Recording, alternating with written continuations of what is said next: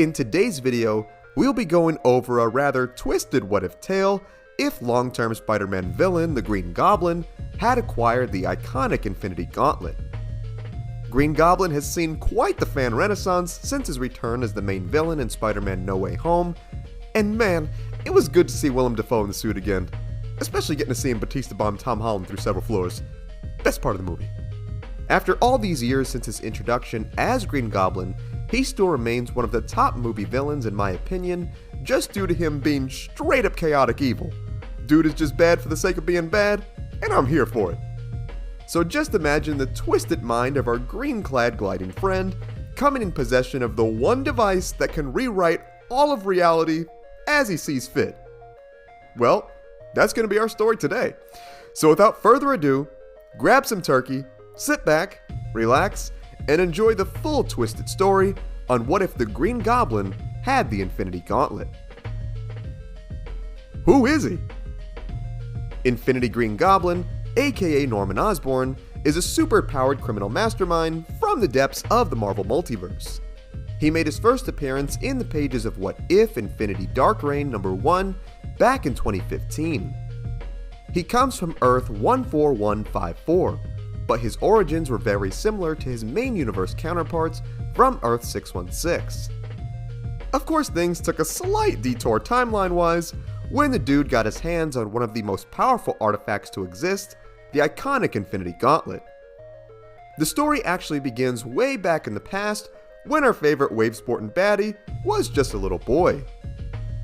Here we see Norman's father, who was a dead ringer for J. Jonah Jameson, including the anger issues, furious at little Normie for taking his tools. Osborn Sr., being the jerk that he was, busted out a belt ready to punish little Norman for his disobedience. Before he could lay a hand on the boy, Papa Norman was then enveloped by bizarre energy, which transported him into a superpowered battlefield. Shocked, confused, and completely out of place, Osborn Sr., revealed to be named Ambrose, reached out to an equally confused Captain America, who he had believed died during World War II. Not having time to give his whole rundown, Cap saved Ambrose from a nearby blast and asked him just what he was doing here. Before he could answer, the pair are then interrupted by the Sentry, who was at war by Cap and the others. However, before Blondie could get in a hit, he was then zapped to pieces by a powerful entity.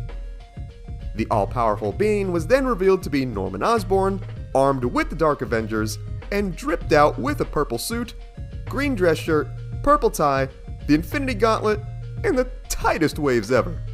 Hey, no matter what world he's from, Green Goblin always gotta show off the drip.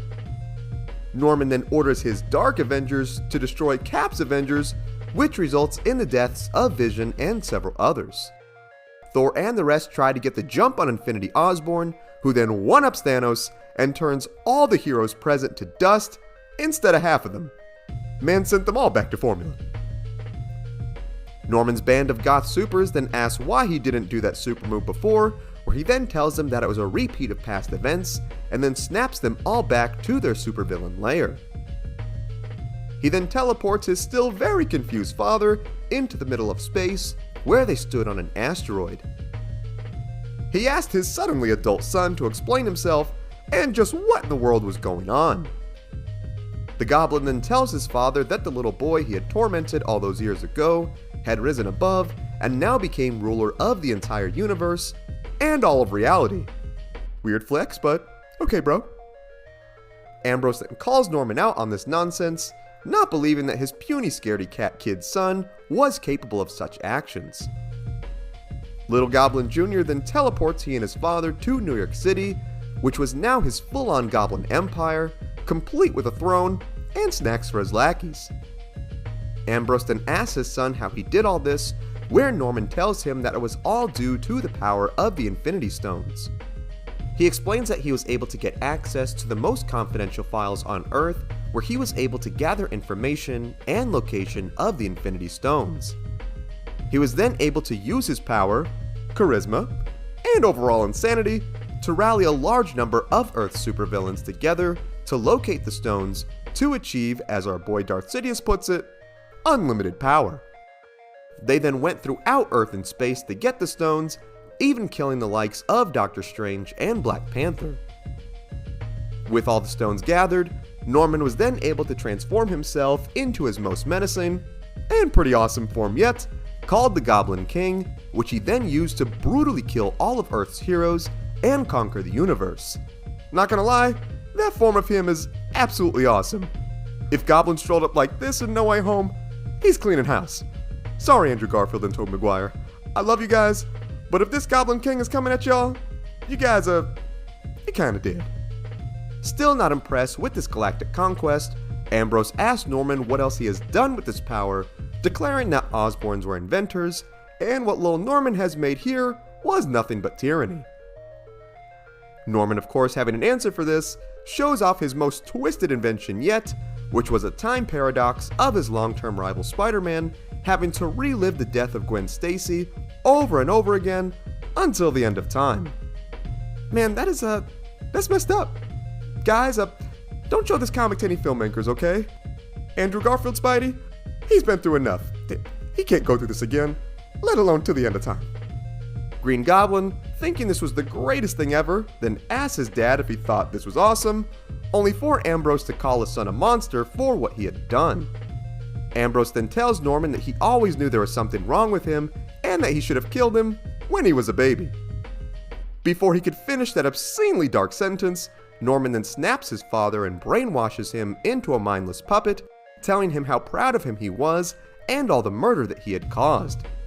Seriously guys, are the writers of this comic okay? Norman then walks his now creepy robot dad over to his palace to show off the rest of his inventions, only to see that all of Norman's Dark Avengers had been violently murdered. Thinking that his awesome son had done this, Ambrose congratulates Norman on all the killing. Goblin then tells his father to shut up and that he had not done this. The slaughter is then revealed to have come from none other than our boy Thanos, who showed up to claim his Infinity Gauntlet back from the Madman. Man, Thanos is looking fresh here too. It's about to be the Battle of the Drip, everybody. Telling the big purple man he was not afraid of him, Norman transforms into his Goblin King form, where the two engage in a violent battle. Thanos tried to reason with Osborn, telling him that he knows how powerful and tempting the gauntlet was, and that Norman was using it for the wrong reasons to impress his father. He tells the Psycho that no matter how powerful the gauntlet is, it could never make someone love you, and that even in his brainwashed state, Norman would know that this so-called love his dad now displayed would never be real. Green Goblin then tells Thanos that he was wrong, and zaps the dude into a nice little charred pile of bones. Man, he didn't even have to go for the head with that one. He went for the everything. Looking on at the Mad Titan barbecue, Ambrose then reaches over to his son Norman, telling him not to listen to what Thanos said, for he will always love him. Norman then smacks his father's hand away, and then interrogates the poor brainwashed man, asking him exactly why he loved him. Ambrose then replied by telling him simply because Norman was his son. Not being a good enough answer, Norman then wipes his dad from existence for not loving him for his accomplishments. Man, Norman, what do you want, bro? A gold star sticker? I'm sure there were other solutions than just yeeting your pops out of time and space. Man, someone call Mari up here to settle this family dispute, please. Norman soon realized he had made a huge mistake, as when he did this, he then interrupted the time stream, making him a paradox that never existed. He then shouts at the Gauntlet to bring him back, and that he was a god, only to vanish away into nothingness, leaving the Gauntlet floating in the cold recesses of space. And that is the full twisted story on if Green Goblin had the Infinity Gauntlet. I did not know about this what if story until recently, and man, it's gotta be up there for me just due to how absolutely bonkers it was. Norman Osborn is definitely a fan favorite villain for me, and for him to get power like this and make Thanos look like a good guy by comparison really speaks volumes to how insane he truly is. I love his alternate personas such as Iron Patriot and Green Goblin, and his infinity-powered Goblin King form is right up the list there for me personally.